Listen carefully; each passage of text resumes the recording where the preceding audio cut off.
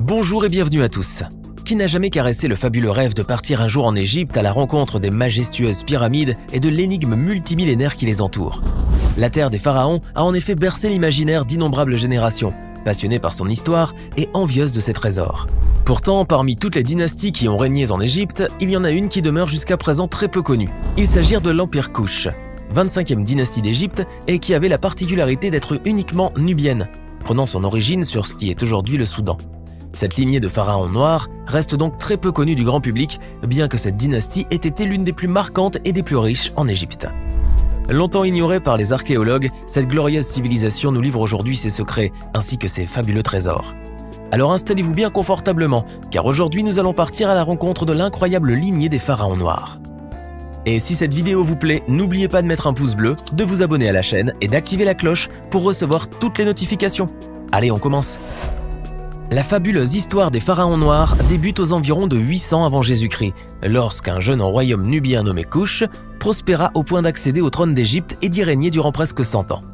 Ce siècle sera donc celui de la 25e dynastie, plus connue sous le nom d'Empire Kouch, puisque ce fut à partir de ce petit royaume situé au Soudan actuel que la fabuleuse lignée des pharaons noirs avait pris son essor.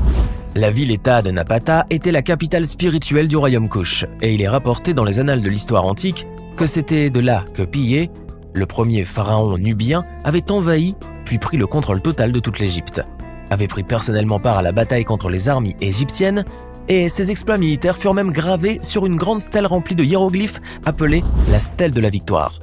Ce monument annonçait aussi Pillé comme le seul et unique pharaon légitime de toute l'Égypte et mettait également bien en évidence sa royauté divine en le nommant « fils de Ré ». C'était donc grâce à la puissance militaire des Kouch que l'Égypte des pharaons était tombée sous la coupe des rois nubiens. Pillé devient ainsi le premier de la fabuleuse lignée des pharaons noirs et sous son règne, l'Égypte allait prospérer sous bien des aspects. Car Pillé, dans la pure tradition des rois nubiens, était un bâtisseur dans l'âme et dès son intronisation en tant que pharaon, il lança plusieurs chantiers complètement pharaoniques, vraiment sans jeu de mots. Constructeur énergique et effréné, il a construit la plus ancienne pyramide connue sur le site de sépulture royale d'El Kourou et a également agrandi le temple d'Amon-Dayebel Barkal en y ajoutant d'immenses et majestueuses colonnes dignes des plus grands temples grecs. Pourtant, ce chapitre de l'histoire égyptienne, bien que hautement significatif, a presque été complètement ignoré par les archéologues, tout comme par les plus éminents égyptologues. La raison en est que les croyances populaires et académiques se rejoignaient à cette époque pour dire qu'une telle ascension de la part des Nubiens à la tête de l'immense empire égyptien était tout simplement impossible. Les vestiges de cette glorieuse civilisation furent donc sciemment boudés par la communauté scientifique et les ruines qui jonchent le nord du Soudan ont été laissées, ironie du sort, à l'abandon quasi total. Pourtant, la dynastie nubienne fut avant tout une dynastie de pharaons bâtisseurs, qui érigèrent plus de pyramides que l'ensemble de tous les pharaons égyptiens. Car s'il existe une centaine de pyramides en Égypte, dont les fameuses pyramides de Gizeh, au Soudan, on en dénombre 220. L'architecture pyramidale a donc été amenée à un tout autre niveau d'excellence au sein de l'Empire Kouch, bien que leur utilisation différait grandement entre les deux cultures. Car si en Égypte les pharaons étaient enterrés à l'intérieur des pyramides, les pharaons nubiens, eux, se faisaient enfouir profondément sous ces dernières. Ce détail prend toute sa signification lorsqu'on sait que c'est grâce à cette profondeur des sarcophages nubiens qu'ils purent mieux résister face aux affres du temps et aux pilleurs de tombes. C'est aussi cette particularité des tombeaux nubiens qui a empêché la progression des fouilles archéologiques, qui la plupart du temps n'arrivaient pas à atteindre les chambres funéraires. Les chercheurs devaient ainsi se contenter juste de quelques miettes archéologiques de peu de valeur, pour la plupart glanées autour des sites de fouilles. C'est en fait le célèbre et hautement réputé archéologue américain de Harvard, George Andrew Reisner, qui découvrit pour la première fois ces chambres funéraires profondément enfouies. Le grand archéologue avait en effet entrepris, il y a près d'un siècle, l'exploration des nécropoles de Nouri, situées à l'ouest du Nil en Haute-Nubie, bien que ses contemporains n'y voyaient aucun intérêt archéologique.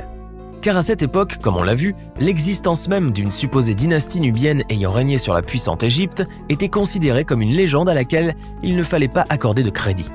Néanmoins, la soif inextinguible de découverte et d'aventure de George Reisner l'amenèrent à creuser encore plus profondément sous la pyramide de Taharqa, la plus grande des 20 pyramides formant les sépultures de la famille royale kushite.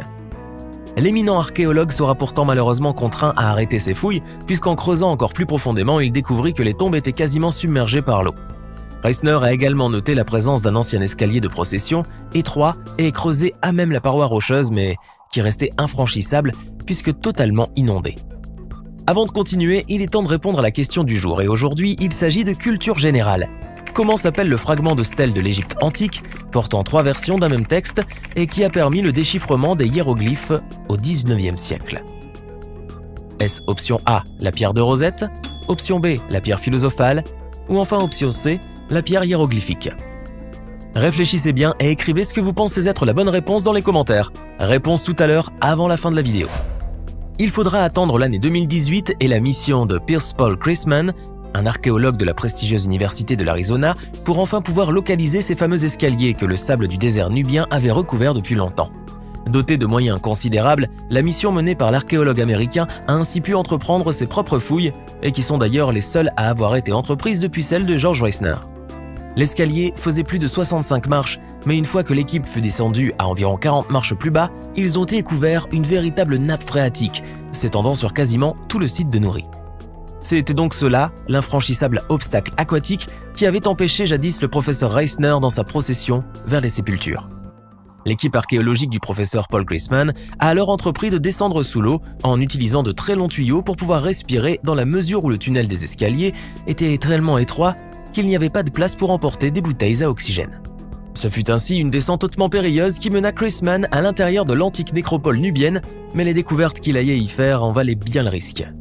En effet, l'archéologue s'est très vite retrouvé dans des chambres funéraires aux énormes plafonds voûtés, faisant bien la taille d'un petit bus scolaire.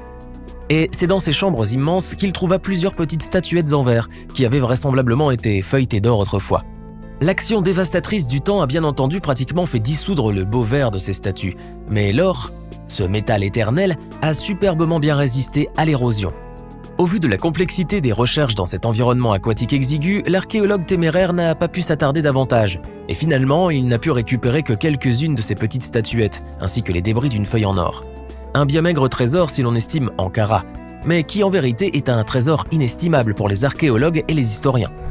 En étudiant ces artefacts anciens, il s'est avéré que c'était des offrandes pour Nastasen, un pharaon mineur qui avait gouverné le royaume de Kouch de 335 avant Jésus-Christ à 315 avant Jésus-Christ. L'or provenait des mines du royaume Kouch, qui était devenu l'un des principaux producteurs et pourvoyeurs de ce joli métal dans tout le monde antique. Ces alchimistes et ces artisans étaient ainsi passés maîtres dans l'art de forger des bijoux complexes et magnifiques, tandis que la plupart de leurs temples et de leurs statues étaient ornés de fines feuilles d'or. Il est donc plus que probable que l'intérieur de ces chambres funéraires contienne beaucoup plus d'or que cette simple feuille décorative, et il suffirait simplement de pouvoir trouver un moyen d'explorer ces grottes sous-marines afin de révéler tous leurs trésors. D'autant plus qu'il n'y a vraiment aucun risque que cette tombe ait été pillée, puisqu'aucun pilleur n'aurait jamais pu y mettre un pied, en raison bien sûr de la nappe phréatique bloquant tout passage. En effet, si la montée du niveau de l'eau n'avait pas rendu la tombe inaccessible, cette feuille d'or ainsi que les innombrables et inestimables trésors qui sommeillent encore dans ces cavernes inondées auraient sans l'ombre d'un doute été prises par des voleurs. C'est d'ailleurs un système de protection tellement pratique et efficace que l'on pourrait réellement se demander si les grands bâtisseurs couchites ne l'ont pas intégré volontairement lors de la conception de leurs pyramides si particulières. Leur ingéniosité architecturale n'ayant plus besoin d'être défendue au jour d'aujourd'hui, cette thèse pourrait bien être accréditée par la communauté scientifique internationale. Toujours est-il que cette fantastique découverte a remis au goût du jour cette fabuleuse épopée des pharaons noirs et de la richesse et de la prospérité de la 25e dynastie d'Égypte. Cette glorieuse civilisation n'a donc pas encore révélé tous ses secrets, mais au moins, son héritage culturel et son apport à l'histoire de l'Égypte ancienne n'est plus sujet à discussion. Il est en effet communément admis aujourd'hui que la 25e dynastie de l'Égypte pharaonique a complètement révolutionné l'art pyramidal, incluant dans leur conception des techniques et des nouveautés sans cesse renouvelées. Les pyramides nubiennes sont donc un trésor architectural encore plus précieux et unique que les emblématiques pyramides de Gizeh et qui font de leurs bâtisseurs les dignes héritiers des grands pharaons à l'image de Ramsès II ou de Amenhotep III. Et bien que longtemps oubliée ou carrément ignorée, cette brillante lignée de pharaons noirs a su marquer l'histoire antique de notre monde avec leur empreinte indélébile et saupoudrée d'or massif. Alors, que pensez-vous de la fabuleuse épopée des pharaons noirs et de leurs incroyables trésors? Donnez-nous votre sentiment dans les commentaires. Sinon, pour la réponse du quiz, il s'agit en fait de la pierre de Rosette, où figurait un décret traduit en 3 écritures, égyptien hiéroglyphe, égyptien démotique et alphabet grec. J'espère que vous avez été nombreux à trouver la réponse. Et bien sûr, n'oubliez surtout pas votre rendez-vous quotidien avec la page Facebook la plus populaire et la plus déjantée de la planète, Facebook Lama Fâché TV. À très bientôt. Ce n'est pas fini. Envie d'en voir plus? Regardez tout de suite une vidéo insolite, pleine de séquences incroyables et de découvertes inégalables sur la chaîne Eureka. Eureka est une chaîne consacrée aux listes insolites qui publie plusieurs fois par semaine des vidéos incroyables sur des sujets inédits. Cliquez tout de suite sur Eureka et découvrez maintenant la toute dernière vidéo de la chaîne. À demain!